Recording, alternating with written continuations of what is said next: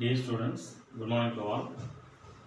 So நம்ம இன்னைக்கு female reproductive system பெண்ணினுடைய இனப்பெருக்க மண்டலத்தை பற்றி நம்ம பார்க்க இருக்கிறோம். ஸோ லாஸ்ட் கிளாஸ் அதுக்கு முந்தின கிளாஸ் வந்து பார்த்தீங்க அப்படின்னு சொன்னால் மேல் ரீப்ரொடக்டிவ் சிஸ்டம் ஆண் இனப்பெருக்க மண்டலத்தை பற்றி பார்த்தோம். ஸோ இந்த ஆண் இனப்பெருக்க மண்டலத்தில் முக்கியமான பணி அப்படிங்கிறது என்ன அப்படின்னு சொன்னால் டு ப்ரொடியூஸ் கேமேட்ஸ், அதாவது ஆணுடைய இனச்செல்லான விந்து செல்லை வந்து உருவாக்குதல் அப்படிங்கிறது பார்த்தோம். அதே மாதிரி to transport and sustain these gametes, அப்படி உருவான அந்த இனச்சல்கள் வந்து பெண்ணினுடைய உடம்பிற்கு வந்து உட்செலுத்துதல் அப்படின்னு பார்த்தோம். ஸோ இந்த ரெண்டு தான் ஆண் இனப்பெருக்க மண்டல் அல்லது மேல் ரீப்ரொடக்டிவ் சிஸ்டத்தினுடைய பணிகள் அப்படின்னு சொல்லி பார்க்குறோம். ஸோ இன்னைக்கு நம்ம ஃபீமேல் ரீப்ரொடக்டிவ் சிஸ்டம், ஒரு பெண்ணினுடைய இனப்பெருக்க மண்டலத்தை பற்றி நம்ம படிக்க இருக்கிறோம். ஸோ அதை கம்பேர் பண்ணும்பொழுது பார்த்தோம் அப்படின்னு சொன்னால் it is somewhat more complex. ஆண் இனப்பெருக்க மண்டலத்தை ஒப்பிடுகையில் பெண் இனப்பெருக்க மண்டலத்தினுடைய பணிகள் அப்படின்னு சொல்லி பார்க்கும் பொழுது இது கொஞ்சம் நிறைய பணிகள் வந்து செய்யக்கூடியதாக இருக்கு. ஸோ அது என்னென்ன அப்படின்னு சொல்லி பார்க்கலாம். So female reproductive system is more complex அப்படின்னு சொல்லி சொல்லலாம்.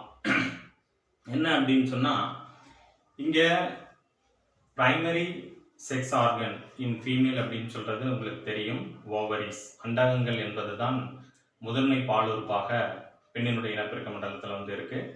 இந்த ஓவரிஸ் அப்படின்னு சொல்லக்கூடிய அண்டகத்திலிருந்து உங்களுக்கு தெரியும் ஃபீமேல் செக்ஸல் அப்படின்னு சொல்லக்கூடியது என்ன அப்படின்னு சொன்னால் ஓவா ஆர் எக்ஸ் ஆர் ப்ரொடியூஸ்ட், அண்டகத்திலிருந்து அண்டம் அல்லது முட்டையானது வந்து உருவாகும் அப்படிங்கிறது உங்களுக்கு தெரியும். ஸோ அப்போ இந்த ஃபீமேல் ரீப்ரொடக்டிவ் சிஸ்டத்தில் பார்த்தோம் அப்படின்னு சொன்னால் என்னென்னலாம் இருக்குது அப்படின்னு சொன்னால் எ பேர் ஆஃப் ஓவரிஸ், ஸோ ஓரிணை அண்டகங்கள் இருக்கு. அடுத்து பார்த்தோம்னு சொன்னால் எ பேர் ஆஃப் ஓவிடக்ட், இதான் வந்து ஓவிடக்ட். இதை பற்றிலாம் நம்ம டீட்டெயில் ஒவ்வொன்றா பார்க்கலாம். இது ஓவிடக்ட், அண்ட நாளம் அப்படின்னு சொல்லி சொல்கிறோம். அதுக்கு அடுத்தது பார்த்தோம் அப்படின்னு சொன்னால் யூட்ரஸ். ஸோ இதுதான் வந்து இந்த பகுதி, இது யூட்ரஸ், கருப்பை அல்லது கர்ப்பப்பை அப்படின்னு சொல்கிறோம். அதனை தொடர்ந்து அடுத்து கர்ப்பப்பையினுடைய வாய்ப்பகுதி, இது வந்து பார்த்தோம்னு சொன்னால் சர்விக்ஸ் அப்படின்னு சொல்கிறோம். இந்த பகுதி சர்விக்ஸ், கழுத்து பகுதி. அதனை தொடர்ந்து இருக்கக்கூடிய பகுதி வெஜைனா அப்படின்னு சொல்லக்கூடிய கலவி கால்வாய், வெஜைனா. அதுக்கு அடுத்தது பார்த்தோம் அப்படின்னு சொன்னால் அதனுடைய வெளிப்புறமாக பார்த்தோம்னா எக்ஸ்டர்னல் ஃபீமேல் ஜெனிட்டாலியா அப்படின்னு சொல்லக்கூடிய புற இனப்பெருக்க உறுப்பு. ஸோ இது எல்லாமே வந்து உள்ளடக்கியது தான் என்ன அப்படின்னு சொன்னால் ஃபீமேல் ரீப்ரொடக்டிவ் சிஸ்டம். ஒரு பெண் இனப்பெருக்க மண்டலத்தோடு தொடர்புடைய உறுப்புகள் அப்படிங்கிறது a pair of ovaries, a pair of oviduct, uterus, அதனை தொடர்ந்து cervix, then vagina, next external female genitalia, right? அடுத்தது இது எங்க இருக்கு அப்படின்னு சொன்னா இந்த பார்ட்ஸ் எல்லாமே வந்து பார்த்தோம் அப்படின்னு சொன்னா இந்த அமைப்புகள் பார்த்தோம் அப்படின்னா it is located in the pelvic region. So pelvic அப்படின்னு சொல்லக்கூடிய இடுப்பு பகுதியில் வந்து இதெல்லாம் அமைக்கப்பட்டிருக்கு. ஸோ இதோட வந்து பார்த்தோம் அப்படின்னு சொன்னால் இது எல்லாமே அமைக்கப்பட்டிருக்கு. அடுத்து இதனுடைய ஃபங்க்ஷன்ஸ் வந்து என்னென்ன அப்படின்னு சொல்லி பார்க்கலாம். பெண் இனப்பெருக்க மண்டலத்தோடு பெருக்க மண்டலத்தினுடைய பணிகள் அப்படின்னு சொல்லி பார்க்குறோம். அதுக்கு இதில் ஃபர்ஸ்ட் ஒன் பார்த்தோம்னு சொன்னால் ஓவுலேஷன். ஸோ ஓவுலேஷன் அப்படிங்கிறது என்ன அப்படின்னு சொன்னால் the ovum which is released from the ovary is called ovulation. அதாவது அண்டகத்திலிருந்து அண்டம் அல்லது முட்டையானது வெளியிடப்படக்கூடிய இந்த நிகழ்விற்கு அண்டம் விடுபடுதல் அப்படின்னு பேர், ஓவுலேஷன் அப்படின்னு பேரு. ஸோ ஓவுலேஷன் தொடர்ந்து அடுத்து என்ன நடக்கும் அப்படின்னு சொன்னா ஃபர்டிலைசேஷன் வந்து நடக்கும். ஃபர்டிலைசேஷன்ங்கிறது உங்களுக்கு நீங்க லோயர் கிளாஸஸ்ல இருந்து படிச்சுட்டு வரீங்க. கரு உறுதல் அப்படின்னு சொல்றது. So fusion of the male and female gametes, the process is known as fertilization. So fertilization சொல்லக்கூடிய கருவுறுதல் நிகழ்வுடைய இறுதியில் நமக்கு என்ன கிடைக்கும் அப்படின்னு சொன்னால் ஜைகோட், கருமுட்டையானது வந்து உருவாகும். ஸோ அப்போ இங்கே வந்து பார்த்தோம் அப்படின்னு சொன்னால் இந்த ஓவரி அண்டகத்திலிருந்து ஓவமானது வந்து வெளியிடப்படும். இப்போ இதான் வந்து ஓவம்னு வச்சிங்களேன். ஸோ இந்த அண்டமானது இப்போ உள்ள நுழைஞ்சது அப்படின்னு சொன்னால் இப்போ வந்து பார்த்தோம் அப்படின்னு சொன்னால் இப்போ இன்செமினேஷன் நடந்த பிறகு என்ன ஆகும் அப்படின்னு சொன்னால் இது வழியாக ஸ்பெர்ம் வந்துட்டு பார்த்தோம் அப்படின்னு சொன்னால் உள்ளே போகும். கருப்பை வழியாக பார்த்தோம்னு சொன்னால் எல்லா இடத்துக்கும் அண்ட நாளத்துக்கு வந்து போகும். ஸோ அப்படி போகும் பொழுது இந்த அண்ட நாளத்தில் இந்த அண்டமானது வருகின்ற சமயத்தில் பார்த்தோம் அப்படின்னு சொன்னால் இந்த அண்டமும் ஆணினுடைய இனச்செல்லான விந்து செல்லும் ஸோ இணைஞ்சது அப்படின்னு சொன்னால் இங்கே என்ன நடக்கும், ஃபர்டிலைசேஷன் வந்து நடக்கும். ரைட்டா? ஸோ இதுதான் வந்து கருவுறுதல் அப்படின்னு சொல்கிறோம். அப்போ கருவுறுதலுடைய இறுதியில் என்ன ஆகுதுன்னு சொன்னோம், ஜைகோட் வந்து உருவாகுது. ஸோ ஜைகோட் வந்து பார்த்தோம் அப்படின்னு சொன்னால் அடுத்து நடைபெறக்கூடிய நிகழ்வு பிரெக்னன்சி. அடுத்து நடைபெறக்கூடிய நிகழ்வு பிரெக்னன்சி. ஸோ அடுத்து கருவுற்றா என்ன ஆகும் அப்படின்னு சொன்னால் கர்ப்பம் அடையும். ஸோ அதான் பிரெக்னன்சி. அதை தொடர்ந்து அடுத்து என்ன ஆகுது அப்படின்னு சொன்னால் மெதுவாக அப்படியே நகர்ந்து கருமுட்டை வந்து பார்த்தோம் அப்படின்னு சொன்னால் கர்ப்பப்பையில் வந்து என்ன ஆகும் அப்படின்னு சொன்னால் கருவானது வந்து பதியும். ஸோ கரு பதிந்து கர்ப்பப்பையில் வந்து என்ன ஆகும்னு சொன்னால் குழந்தை வந்து வளர ஆரம்பிக்கும். ஸோ குழந்தை வந்து முழுவதுமாக வளர்ந்து தாயினுடைய கர்ப்பப்பையில் வந்து கருவானது பதிந்து வந்து வளரும். ஸோ முழுவதுமாக குழந்தை வந்து வளர்ந்த பிறகு குழந்தை வந்து பிறக்கக்கூடிய இந்த நிகழ்வுக்கு என்ன பேர் அப்படின்னு சொன்னால் சைல்டு பர்த் அப்படின்னு பேர், மகப்பேறு அப்படின்னு பேர். அடுத்து குழந்தை பிறந்த மட்டும் போதாது, அந்த குழந்தைக்கு வந்து அந்த தாயானவர்கள் வந்து பாலூட்டி அதை வந்து நம்ம குழந்தையை வந்து நல்லபடி வளர்க்குறோம். ஸோ அதுதான் அடுத்து நடைபெறக்கூடிய இறுதி நிகழ்வு சைல்டு கேர் அப்படின்னு சொல்லிட்டு. ஸோ அப்போ மீண்டும் ஒரு முறை பார்க்கலாம்.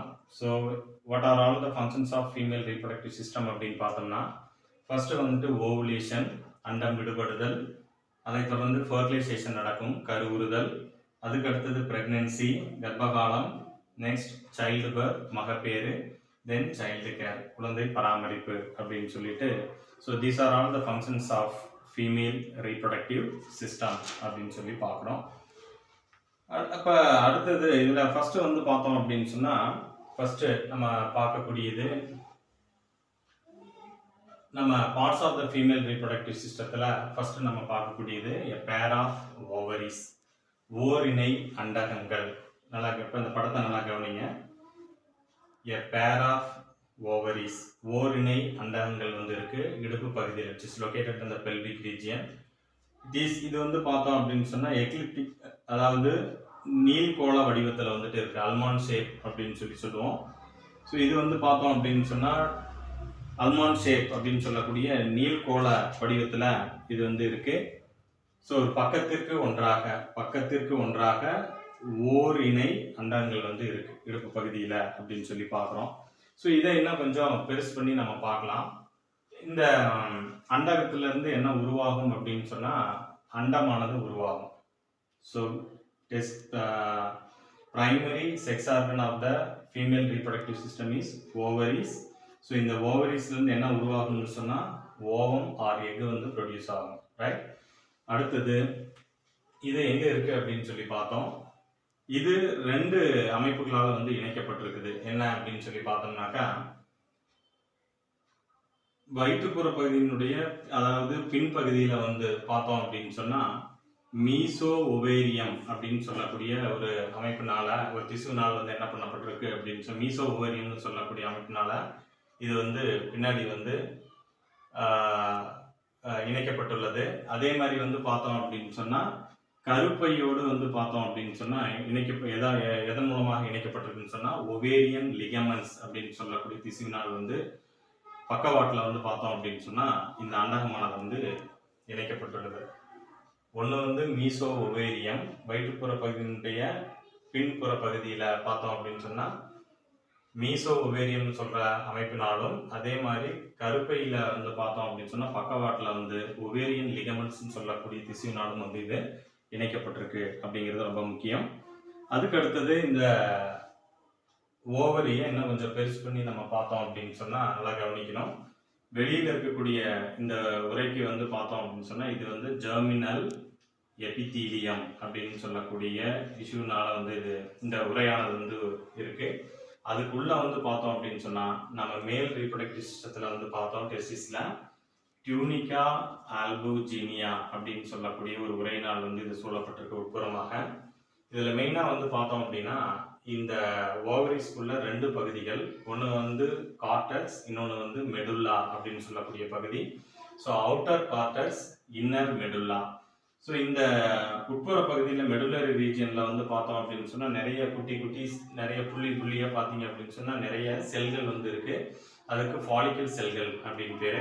ஸோ பிரைமரி ஃபாலிக்கல்னு சொல்லக்கூடிய முதல்நிலை ஃபாலிக்கல்கள், அடுத்து முதல்நிலை ஃபாலிக்கல் பார்த்தோம்னா இரண்டாம் நிலை ஃபாலிக்கல், செகண்டரி ஃபாலிக்கல், தென் செகண்டரி ஃபாலிக்கல் வந்து நெக்ஸ்ட் கிராஃபியன் ஃபாலிக்கல்னு சொல்லக்கூடிய அமைப்பாக மாறும். ஸோ இதெல்லாம் எப்படி அப்படிங்கிறத நம்ம அடுத்த கிளாஸ்ல வந்து இதை பற்றி டீட்டெயிலாக நம்ம பார்க்கலாம். ஸோ இப்போ நாம எதை பற்றி பேசிட்டு இருக்கோம் அப்படின்னு சொன்னால் ஓவரினுடைய அமைப்பு. ஸோ வெளியே இருக்கக்கூடிய உரை வந்து திசு வந்து பார்த்தோம்னா ஜெர்மினல் எபித்தீலியம், உள்ள இருக்கக்கூடிய இந்த உரை டியூனிகா அல்புஜினியான்னு பேரு. அதுக்குள்ள வந்து பார்த்தோம்னு சொன்னா ஸ்ட்ரோமான்னு சொல்லக்கூடிய திரவம் வந்து காணப்படும். அதுல 2 பகுதிகள். ஸோ வெளிப்புறமாக இருக்கக்கூடிய பகுதிக்கு கார்டெக்ஸ் அப்படின்னு பேரு, உட்புறமாக இருக்கக்கூடிய பகுதியில் வந்து நிறைய புள்ளி புள்ளியா இருக்கக்கூடிய இந்த குட்டி குட்டியா இருக்கக்கூடிய இந்த செல்களுக்கு ஃபாலிக்கல் செல்ஸ் அப்படின்னு பேரு. ஸோ அதுதான் நான் சொன்னேன், பிரைமரி ஃபாலிக்கல். இந்த பிரைமரி ஃபாலிக்கல் செகண்டரி ஃபாலிக்கலா மாறும், செகண்டரி ஃபாலிக்கல் வந்து கிராஃபியன் ஃபாலிக்கலாக மாறும். ஸோ அதை பத்தி நம்ம பார்க்கலாம். ஸோ இப்போ இதுல நம்ம தெரிந்து கொள்ள வேண்டியது 2 பகுதிகள், outer cortex, inner medullary region, right. அதே மாதிரி இந்த கார்டெக்ஸ்னு சொல்லக்கூடிய பகுதியில் பார்த்தோம்னு சொன்னா ஏராளமான நர்வ் டிஷ்யூஸ் வந்துட்டு இருக்கும். இதுல என்னென்ன அப்படின்னு சொன்னா லிம்பாட்டிக் வெசல்ஸ், நிணநீர் நாளங்கள், அதே மாதிரி பிளட் வெசல்ஸ் ரத்த நாளங்கள், மற்றும் பார்த்தோம் அப்படின்னு சொன்னா நர்வ் ஃபைபர்ஸ், இது எல்லாமே வந்துட்டு இந்த மெடுலரி ரீஜன்ல வந்து காணப்படக்கூடியதாக இருக்கு. So pelvic wall and the uterus by ovarian ligaments called mesovarium. So இது வந்து மிக மிக முக்கியம், இது நல்லா 1 மார்க்ல பார்த்துங்க, ரைட்டா. ஸோ இது வந்து ஓவரிஸ் பத்தி நம்ம சொல்லியிருக்கிறோம். அதுக்கு அடுத்தது பார்த்தோம் அப்படின்னு சொன்னா next parts of the female reproductive system is oviduct அப்படின்னு பேரு, தமிழ்ல அண்ட நாளம் அப்படின்னு பேரு.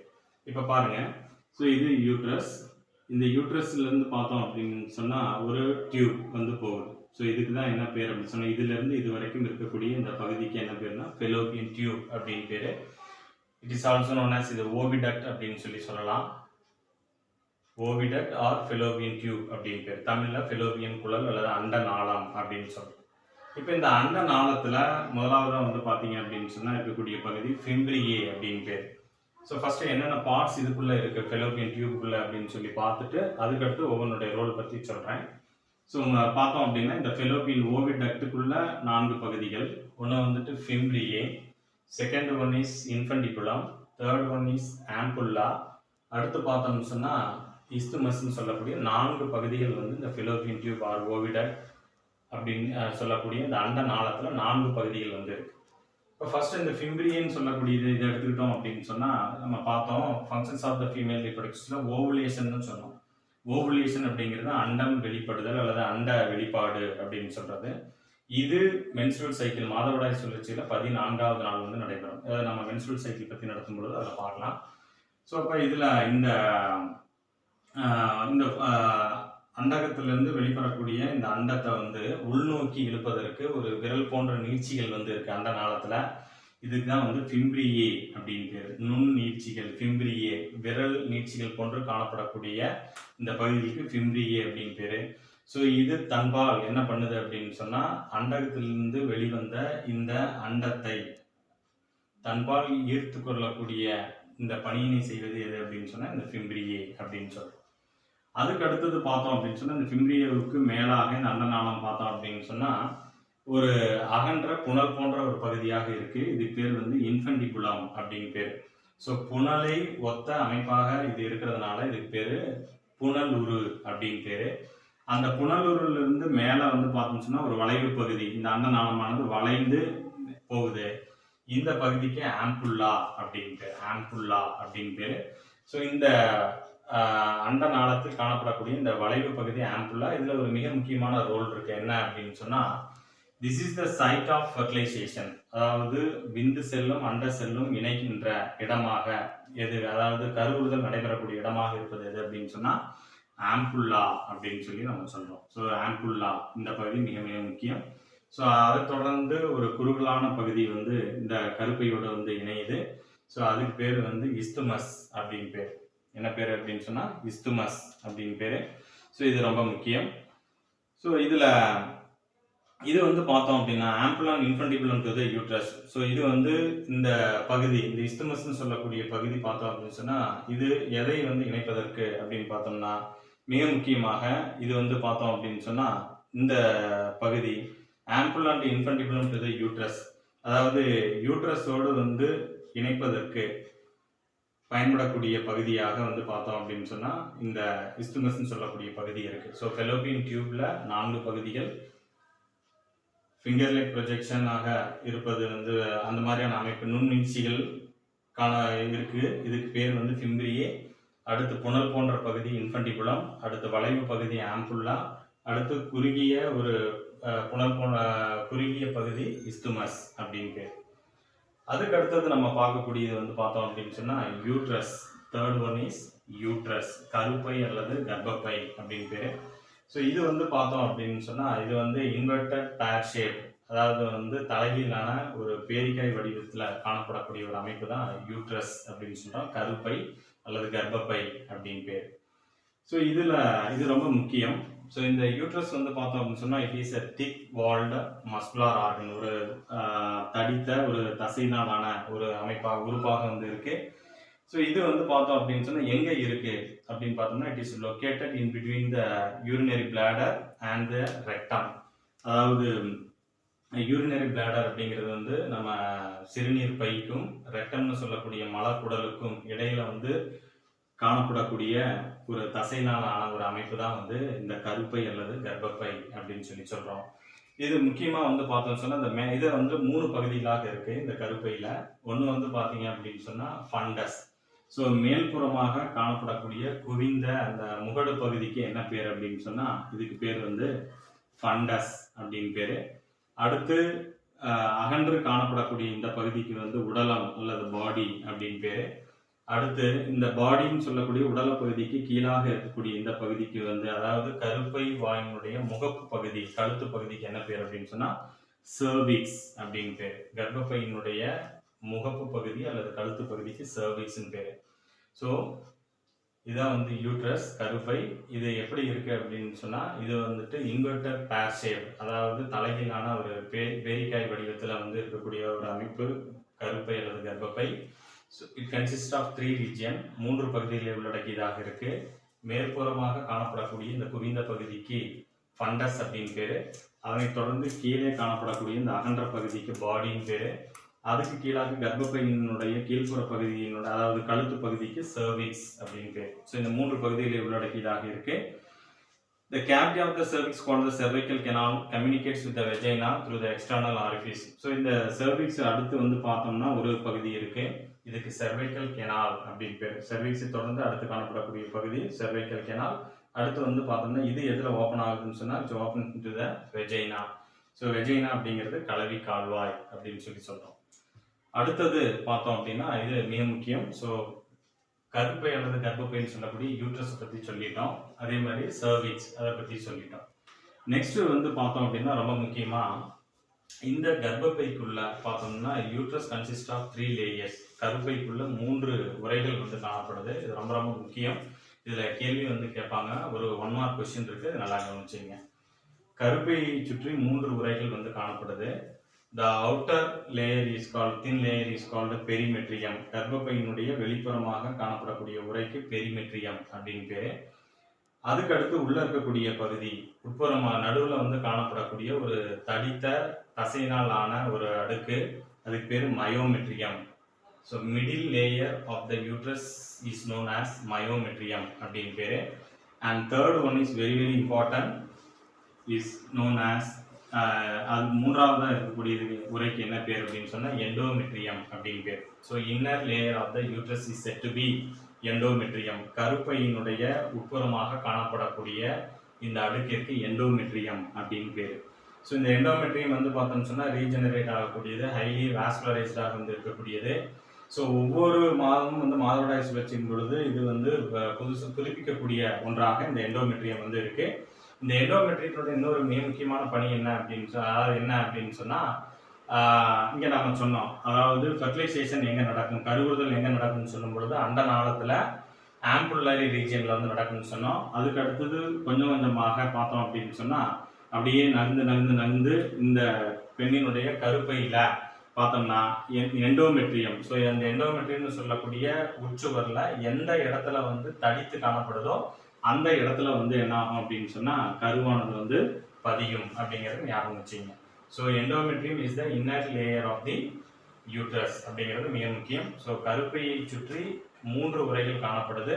வெளிப்புற அடுக்கிற்கு பெரிமெட்ரியம்னும், மையத்தில் அல்லது நடுவில் காணப்படக்கூடியதற்கு மயோமெட்ரியம்னும் உட்புறத்தில் வந்து காணப்படுவதற்கு எண்டோமெட்ரியம் அப்படின்னு பேர். ரைட்டா? ஸோ அடுத்து வந்து பார்த்தோம் அப்படின்னு சொன்னால் சைக்கிளிக் சேஞ்சஸ், அதாவது ஒவ்வொரு மாதவிடாய் சுழற்சியின் பொழுதும் இது வந்து புதுப்பிக்கப்படும் அப்படின்னு சொல்லி சொல்கிறோம். அடுத்து இந்த மயோமெட்ரியத்தில் அதில் இன்னொரு முக்கியமான பாயிண்ட் என்னன்னு சொன்னால் இந்த ஃபெலோபியன் டியூப்ல கவனிங்க. ஸோ இங்கே கருவுறுதல் நடைபெற்ற பிறகு உருவான இந்த கருமுட்டையானது என்ன ஆகும் அப்படின்னு சொன்னால் இதுக்குள்ளே வந்து பார்த்தீங்கன்னா மயிர் இலைகள் போன்று, இப்படிதான் ஃபெலோபியன் டியூப் ஆர் ஓவிடக்ட் அப்படின்னா கவனிங்க. ஸோ இங்கே வந்து பார்த்தீங்க அப்படின்னு சொன்னால் இந்த மாதிரி மயிரிழைகள் போன்று சில அமைப்புகள் வந்து இருக்கும். ஸோ அதுதான் வந்து இங்கே உருவான இந்த கருமுட்டையை வந்து கொஞ்சம் மெல்ல மெல்ல என்ன பண்ணோம் அப்படின்னு சொன்னால் அப்படியே நகர்த்திக்கிட்டே வரும். ஸோ நகர்த்திக்கிட்டே வந்து எங்கே வரும் அப்படின்னு சொன்னால் இந்த கருப்பையினுடைய எண்டோமெட்ரியத்தில் வந்து கருவானது வந்து பதிய செய்யும். ஸோ இது மிக முக்கியம். ஸோ அப்போ ஃபஸ்ட்டு வந்து நம்ம ஓவரிஸ் பற்றி பார்த்தோம். ரெண்டாவது வந்து ஓவிடக்ட் ஆர் ஃபெலோபியன் டியூப்னு சொல்லக்கூடிய அந்த நாளத்தை பற்றி பார்த்தோம். மூணாவது வந்து கருப்பையை பற்றி பார்த்தோம். கருப்பையை தொடர்ந்து வந்து செர்வைக்கல் கெனால், அடுத்து சர்விக்ஸ், அடுத்து வெஜைனா, இதை பற்றி இது சொல்லியிருக்கிறோம். அடுத்து வந்து நம்ம பார்க்கக்கூடியது வந்து பார்த்தோம் அப்படின்னு சொன்னால் வெஜைனா. ஸோ இந்த வெஜைனா அப்படிங்கிறது வந்து fibromuscular tube extended from the cervix. So சர்விக்ஸ்லேருந்து அடுத்து வெளிப்புறமாக திறக்கக்கூடிய ஒரு அமைப்பு இந்த வெஜைனா, கலவி கால்வாய் அப்படின்னு சொல்லி சொல்கிறோம். ஸோ இதுதான் வந்து female organ of the population. So இனப்பெருக்கத்தில் வந்து ஈடுபடக்கூடிய உறுப்பாக எது இருக்குன்னு சொன்னால் வெஜைனா. ஸோ இது வந்து பார்த்தோம் அப்படின்னு சொன்னால் வெளிப்புறமாக வந்து பார்த்தோம் அப்படின்னு சொன்னால் வல்வான்னு சொல்லக்கூடிய ஒரு அமைப்பில் வந்து திறக்கப்படுது. அந்த வல்வால 3 பகுதிகள் வந்து இருக்குது. புற இனப்பெருக்க உறுப்புன்னு சொல்லுவோம் வல்வா. அதில் 3 பகுதிகள் labia majora, labia minora, clitoris அப்படின்னு சொல்லக்கூடிய பகுதிகள் வந்து காணப்படுது. So vagina is the female copulatory organ அப்படிங்கிறத ஞாபகம் வச்சுக்கோங்க. ஸோ அடுத்தது வந்து ஹைமன்னு சொல்லக்கூடியது, தமிழில் வந்து நம்ம கன்னித்திரை அப்படின்னு சொல்லி சொல்கிறோம். ஸோ கலவி கால்வாயினுடைய வெளிப்புற தொலைவினுடைய ஒரு பகுதியாக ஒரு மெல்லிய வளைய வடிவில் காணப்படக்கூடிய ஒரு அமைப்புக்கு கன்னித்திரை, இங்கிலீஷில் வந்து நம்ம ஹைமன் அப்படின்னு சொல்கிறோம். இது பொதுவாக வந்து பார்த்தோம்னு சொன்னால் முதல் கலவின் பொழுது இந்த தசையினாலான அமைப்பை வந்து இது வந்து கிழிந்து விடும். ஸோ இருப்பினும் வந்து பார்த்தோம்னு சொன்னால் சில பெண்களில் வந்து இது சிதைவுறாமலும் வந்து காணப்படும். இப்போ சாதாரணமாக பெண்கள் வந்து இப்போ சைக்கிள் ஓட்டும் பொழுதோ அல்லது வேகமாக ஓடும் பொழுதோ அல்லது எக்ஸசைஸ் செய்யும் பொழுது, ஸோ இந்த மாதிரியான நேரங்களில் வந்து என்ன ஆகும் அப்படின்னு சொன்னால் இந்த கன்னித்திரை அப்படின்னு சொல்லக்கூடிய இந்த தோலானது வந்து கிழிந்து விடும். ஆகவே எனவே வந்து கன்னித்திரை என்பது ஒரு பெண்ணினுடைய கன்னித்தன்மையை வந்து எடுத்துக்காட்டுவதாக வந்து அமையாது. ஸோ இதை வந்து புரிஞ்சுக்கணும். ஸோ இதுதான் வந்து என்ன அப்படின்னு சொன்னால் ஃபீமேல் ரீப்ரொடக்டிவ் சிஸ்டம். ஸோ இதில் என்னென்ன நம்ம பார்த்தோம் அப்படின்னு சொன்னால் ஒரு பெண் இனப்பெருக்க மண்டலத்தில் தொடர்புடைய உறுப்புகள் என்னென்ன அப்படிங்கிறத பார்த்தோம். அதை தொடர்ந்து அதனுடைய ஃபங்க்ஷன்ஸ் இதெல்லாம் வந்து பார்த்துருக்குறோம். ஸோ என்னுடைய கண்டினியூட்டி வந்து நெக்ஸ்ட் கிளாஸில் பார்ப்போம். தேங்க்யூ.